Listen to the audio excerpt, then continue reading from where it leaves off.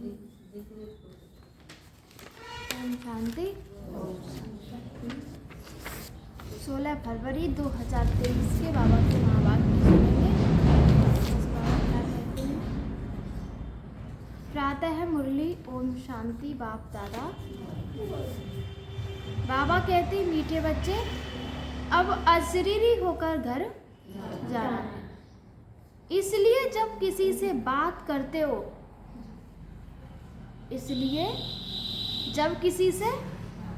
करते हो, तो आत्मा भाई भाई समझ बात करो। देही अभिमानी रहने की मेहनत करो। आत्मा की स्मृति में रहने की क्या करो? मेहनत करो। आज का प्रश्न है कि भविष्य राज तिलक प्राप्त करने का आधार क्या है? उत्तर है आज पढ़ाई। भविष्य राज तिलक प्राप्त करने के लिए उसका आधार क्या है? पढ़ाई। हर एक को पढ़कर राज तिलक लेना है। बाकी है पढ़ाने की ड्यूटी। इसमें आशीर्वाद की बात नहीं कि आशीर्वाद कर दे बाबा और हम लोग पास हो जाएं। तो इसमें मुख्य बात क्या है? पढ़ाई। और बाबा की ड्यूटी क्या है? पढ़ाने की बाबा की ड्यूटी है। पूरा निश्चय है तो श्रीमत पर चलते चलो। गफलत नहीं करनी है। अगर मतभेद में आकर पढ़ाई छोड़ी तो नापास हो जाएंगे। इसलिए बाबा कहते हैं, मीठे बच्चे, अपने ऊपर रहम करो। आशीर्वाद मांगनी नहीं है, पढ़ाई पर पूरा ध्यान देना है। कि हम बाबा से कह रहे कि बाबा आशीर्वाद कर दो तो हम पास हो जाएंगे। तो बाबा क्या कह रहे हैं कि रेशमी आशीर्वाद नहीं मांगनी है, पूरा ध्यान किस पर देना है? पढ़ाई पर देना है। ओम शांति। सुप्रीम टीचर बच्चों को पढ़ाते हैं कि बच्चे जानते हैं कि परम पिता परमात्मा पिता भी है और टीचर भी है। ऐसा तुमको पढ़ाते हैं जो और कोई पढ़ा न सके। तुम कहते हो कि शिव बाबा हमको पढ़ाते हैं। अब यह बाबा कोई एक का नहीं है। मन मनाभव मध्याजी भाव। इसका अर्थ समझाते हैं कि मुझे याद करो मन ही मन। बच्चे तो अब समझदार हुए हैं। बेहद का बाप कहते हैं कि तुम्हारा वर्षा तो है ही, यह कभी भूलना नहीं चाहिए। बाप आत्माओं से ही बात करते हैं। अभी तुम जीव आत्माएं हो ना। बेहद का बाप भी निराकार है। तुम जानते हो कि इस तन द्वारा वह हमको पढ़ा रहे हैं और कोई ऐसे नहीं समझेंगे। स्कूल में टीचर पढ़ाते हैं तो कहेंगे कि लौकिक टीचर लौकिक बच्चों को पढ़ाते हैं। यह है पारलौकिक सुप्रीम टीचर जो पारलौकिक बच्चों को पढ़ाते हैं। तुम भी परलोक मूल वतन के निवासी हो। बाप भी परलोक में रहते हैं। बाप कहते हैं कि हम भी शांति धाम के निवासी हैं और तुम भी वहाँ के निवासी। हम दोनों एक धाम के रहवासी हैं। हम दोनों एक ही धाम के रहवासी हैं। कहाँ के? परम धाम के। तुम अपने को आत्मा समझो, मैं परम आत्मा हूँ। अभी तुम यहाँ पाठ बजा रहे हो। पाठ बजाते बजाते तुम अभी पतित बन गए। यह सारा बेहद का मांडवा है जिसमें खेल होता है। यह सारी सृष्टि कर्म क्षेत्र है, इसमें खेल हो रहा है। यह भी सिर्फ तुम ही जानते हो कि यह बेहद का खेल है। इसमें दिन और रात भी होते हैं। सूर्य और चांद कितनी बेहद की रोशनी देते हैं, यह है बेहद की बात। अभी तुमको ज्ञान भी है। रचता ही आकर रचता और रचना के आदि मध्य अंत का परिचय देते हैं। बाप कहते हैं कि तुमको रचना के आदि मत अंत का राज सुनाने आया। यह पाठशाला है, पढ़ाने वाला अभोक्ता है। ऐसे कोई नहीं कहेंगे कि हम अभोक्ता हैं। अहमदाबाद में एक साधु ऐसे कहता था, परंतु बाद में ठगी पकड़ी गई। इस समय ठगी भी बहुत निकल पड़ी है, वेशधारी बहुत है, इनको तो कोई भैंस है नहीं। मनुष्य समझते हैं कि श्री कृष्ण ने गीता सुनाई तो आजकल श्री कृष्ण बन पड़े हैं। अब इतने श्री कृष्ण तो होते नहीं। यहाँ तो तुमको शिव बाबा आकर पढ़ाते हैं, आत्माओं को सुनाते हैं। तुमको बार बार कहा गया है कि अपने को आत्मा समझ भाई भाई को सुनाओ। बुद्धि में रहे कि बाबा की नॉलेज हम भाइयों को सुनाते हैं। मेल अथवा फीमेल दोनों भाई भाई हैं। इसलिए बाप कहते हैं तुम सब मेरे वर्षे के हकदार हो। वैसे फीमेल को वर्षा नहीं मिलता है क्योंकि उनको ससुर घर जाना है। यहाँ तो है ही सब आत्माएं, अशरीरी होकर जाना है कहाँ? घर। अभी जो तुमको ज्ञान रत्न मिलते हैं, यह अविनाशी ज्ञान रत्न बन जाते हैं जिसका कभी विनाश नहीं होता। आत्मा ही ज्ञान सागर बनती है ना। आत्मा ही सब कुछ करती है, परंतु मनुष्यों को देही अभिमान होने के कारण देही अभिमानी बनते नहीं। अब तुमको देही अभिमानी बन एक बाप को याद करना है। कुछ तो मेहनत चाहिए ना। लौकिक गुरु को कितना याद करते हैं, मूर्ति रख देते हैं। अब कहाँ शिव का चित्र और कहाँ मनुष्यों का चित्र। रात और दिन का फर्क है। वह गुरु का फोटो पहन लेते हैं। पति लोगों को अच्छा नहीं लगता कि दूसरों का फोटो पहने। हाँ, शिव का पहनेंगे तो वह सबको अच्छा लगेगा क्योंकि वह परमपिता है ना। उनका चित्र तो होना चाहिए। यह है गले का हार बनाने वाला। तुम रुद्रमाला का मोती बनेंगे। बाबा कहते हैं हाँ, शिव का बनेंगे तो वह सबको अच्छा लगेगा क्योंकि वह तो परम पिता परमात्मा है ना। उनका चित्र तो होना चाहिए। यह है गले का हार बनाने वाला। तुम रुद्रमाला का मोती बनेंगे।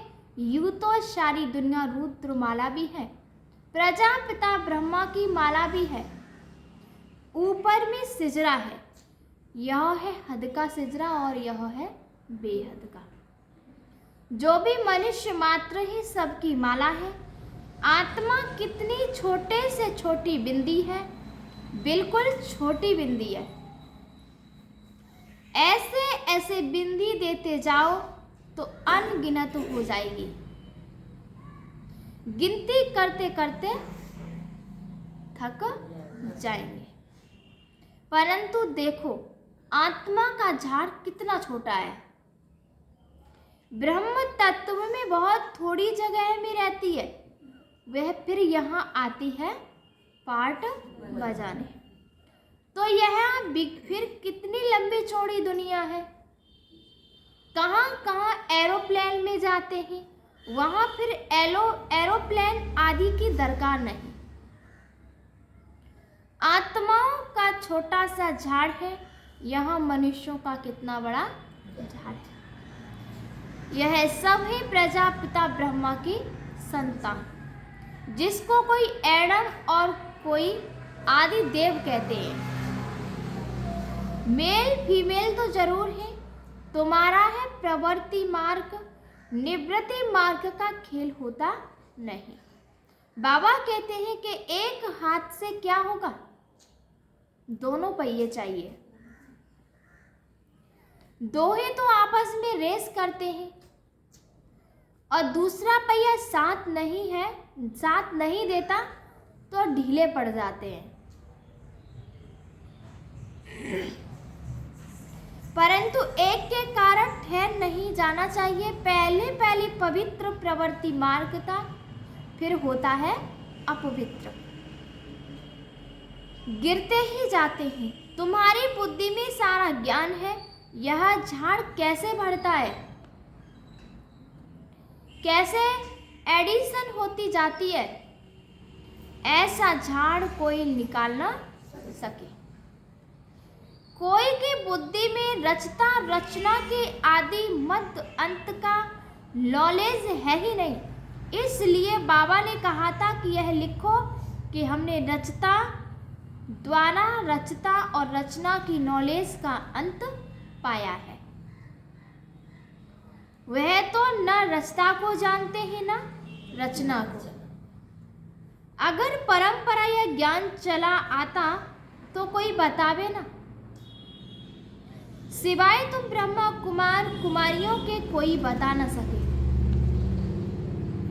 तुम जानते हो कि हम ब्राह्मणों को ही परमपिता परमात्मा पढ़ाते हैं। हम ब्राह्मणों का ही ऊंचे से ऊंचा धर्म है। चित्र भी जरूर दिखाना पड़ता है, चित्र बिगर कभी बुद्धि में बैठेगा नहीं। चित्र बहुत बड़े बड़े होने चाहिए। बाबा कहते हैं कि वैरायटी धर्मों का झाड़ कैसे बढ़ता है, यह भी समझाया है। आगे तो कहते थे कि हम आत्मा सो परमात्मा और परमात्मा सो आत्मा। अब बाप ने इसका भी अर्थ बताया है। इस समय हम सो ब्राह्मण हैं, फिर हम सो देवता बनेंगे नई दुनिया में। अभी हम पुरुषोत्तम संगम युग पर हैं, अर्थात यह है पुरुषोत्तम बनने का संगम युग। यह सब तुम समझा सकते हो कि रचता और रचना का अर्थ, सभी बच्चे बता सकते हैं रचता और रचना का अर्थ। हम सो का अर्थ ओम अर्थात मैं आत्मा फर्स्ट, फिर यह शरीर है। आत्मा अविनाशी है और यह शरीर विनाशी है। हम यह शरीर धारण कर पाठ बजाते हैं, इसको कहा जाता है आत्मा अभिमानी।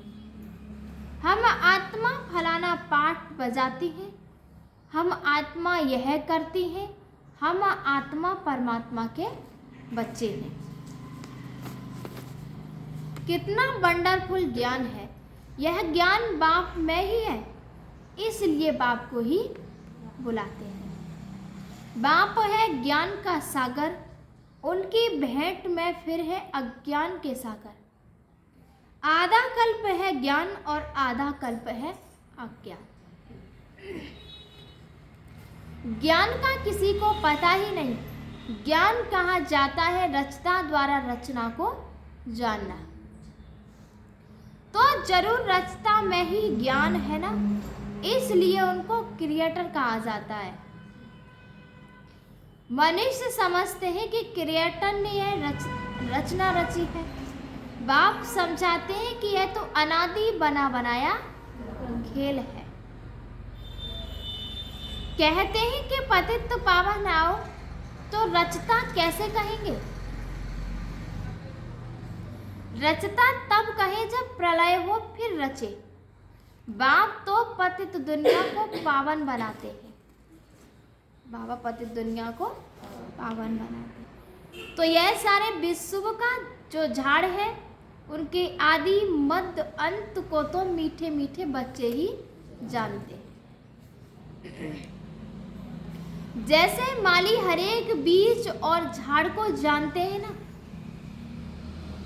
बाप कहते हैं कि बीज को देखने से सारा झाड़ बुद्धि में आ जाता है। तो यह है ह्यूमैनिटी का, माना मनुष्य सृष्टि का बीज। उन्हें कोई नहीं जानते, गाते भी हैं कि परम पिता परमात्मा सृष्टि का बीज रूप है, सत्य चित्त आनंद स्वरूप है, सुख शांति पवित्रता का सागर है। तुम जानते हो कि यह सारा ज्ञान परम पिता परमात्मा इस शरीर द्वारा दे रहे हैं, तो जरूर यहाँ आएंगे ना। शरीर द्वारा दे रहे हैं तो फिर कहाँ आएंगे? यहीं आएंगे। तो बाबा कहते हैं कि पतितों को पावन प्रेरणा से कैसे बनाएंगे? तो बाप यहाँ आकर सबको पावन बनाकर ले जाते हैं। वह बाप ही तुमको बाप पाठ पढ़ा रहे हैं। यह है पुरुषोत्तम संगम योग। इस पर तुम भाषण कर सकते हो कि कैसे पुरुष तमो प्रधान से श्रेष्ठ सतो प्रधान बनते हैं। तुम्हारे पास टॉपिक तो बहुत है। यह पतित तमो प्रधान दुनिया शतो प्रधान कैसे बनती है, यह भी समझने लायक है। आगे चलकर तुम्हारा यह ज्ञान सुनेंगे, भले छोड़ भी देंगे फिर आएंगे, क्योंकि गति सदगति की हड्डी एक ही है। तुम कह सकते हो कि सर्व का सदगति दाता एक ही बाप है। उनको श्री श्री कहते हैं। श्रेष्ठ से श्रेष्ठ है परमपिता परमात्मा। वो हमें श्रेष्ठ बनाते हैं। श्रेष्ठ है सत्ययुग और भ्रष्ट है कलयुग। कहते भी हैं कि भ्रष्टाचारी है, परंतु अपने को नहीं जानते। पतित दुनिया में एक भी श्रेष्ठ नहीं। श्री श्री जब आए तब आकर श्री बनाए। जब श्रेष्ठ आए तब आकर के श्रेष्ठ बनाए। श्री का टाइटल सतयुग आदि में देवताओं का था। यहाँ तो सबको श्री श्री कहते हैं। वास्तव में श्री अक्षर है ही पवित्रता का।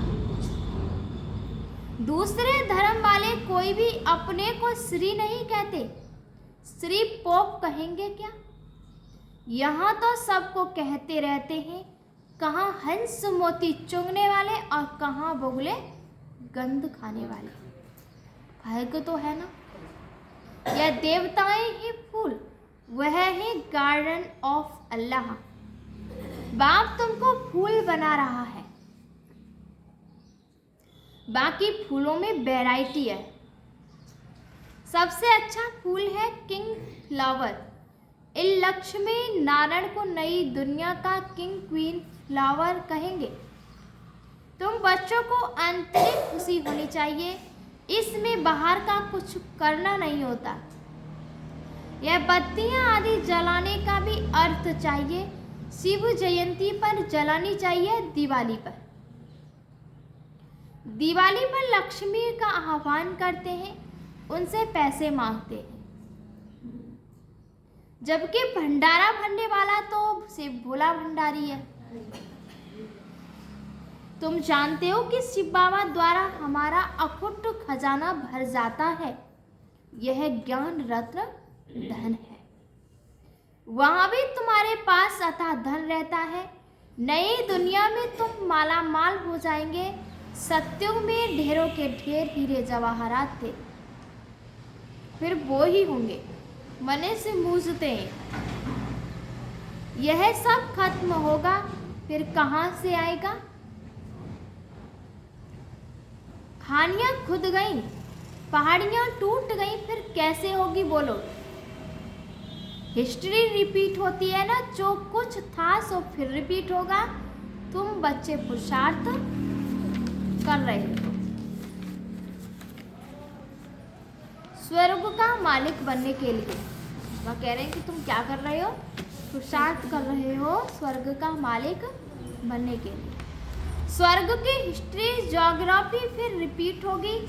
गीत में है ना कि आपने सारी सृष्टि, सारा समुद्र, सारी पृथ्वी हमको दे दी, जो कोई हमसे छीन नहीं सकता। उसकी भेंट में अब क्या है? जमीन के लिए, पानी के लिए, भाषा के लिए लड़ते। स्वर्ग के रचता बाबा का जन्म मनाया जाता है। जरूर उनसे स्वर्ग की बादशाही दी होगी।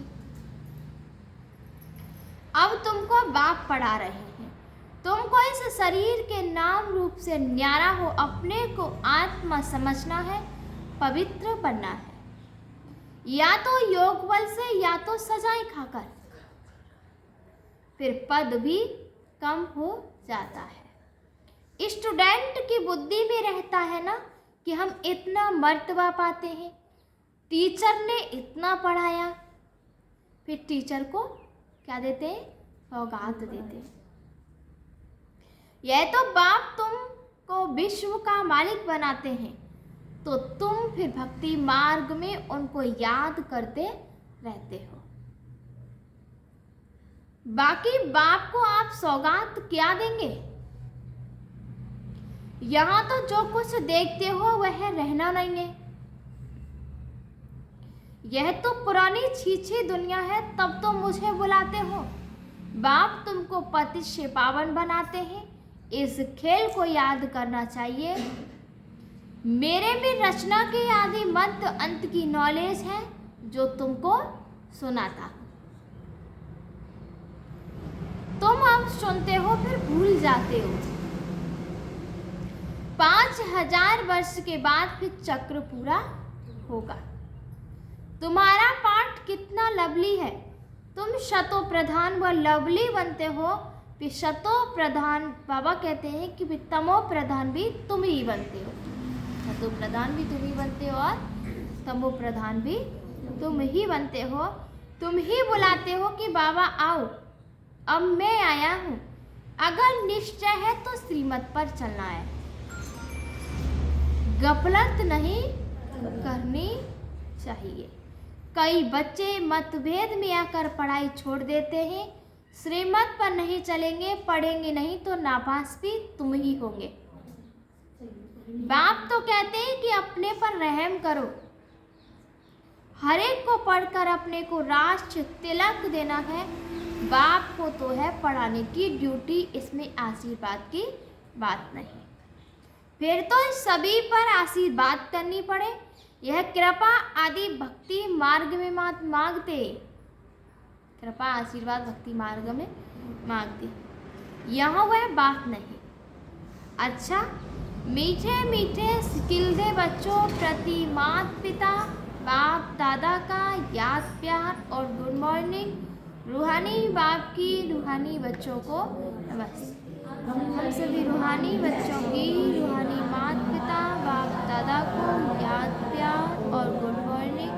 नमस्ते नमस्ते नमस्ते। शुक्रिया बाबा। धारणा के लिए मुख्य सार है, पहली पॉइंट है कि प्रवृत्ति में रहते आपस में रेस करनी है, परंतु अगर किसी कारण से एक पहिया ढीला पड़ जाता है तो उसके पीछे ठहर नहीं जाना। स्वयं को रास तिलक देने के लायक बनाना है। दूसरा है कि शिव जयंती बड़ी धूमधाम से मनानी है, क्योंकि शिव बाबा जो ज्ञान रत्न देते हैं उससे ही तुम नई दुनिया में माला माल बनेंगे। तुम्हारे सब भंडारे भरपूर हो जाएंगे। आज का वरदान है कि बाप से शक्ति लेकर हर परिस्थिति को हल करने वाले साक्षी दृष्टा भव। बाप से शक्ति लेकर हर परिस्थिति को क्या करने वाले? हल करने वाले साक्षी दृष्टा भव। आप बच्चा जानते हो कि अति के बाद ही अंत होना है, तो हर प्रकार की हलचल अति में होगी। परिवार में भी खिटपिट होगी, मन में भी अनेक उलझने आएंगी, धन भी नीचे ऊपर होगा। लेकिन जो बाप के साथी हैं, सच्चे हैं, उनका जवाबदार बाप है। ऐसे समय पर मन बाप की तरफ हो तो निर्णय शक्ति से सब पार कर लेंगे। साक्षी दृष्टा हो जाओ तो बाप की शक्ति से हर परिस्थिति को सहज हल कर लेंगे। का स्लोगन है कि अब सब किनारे छोड़ घर चलने की तैयारी कर। अब सब किनारे छोड़ घर चलने की तैयारी कर। अच्छा, शांति।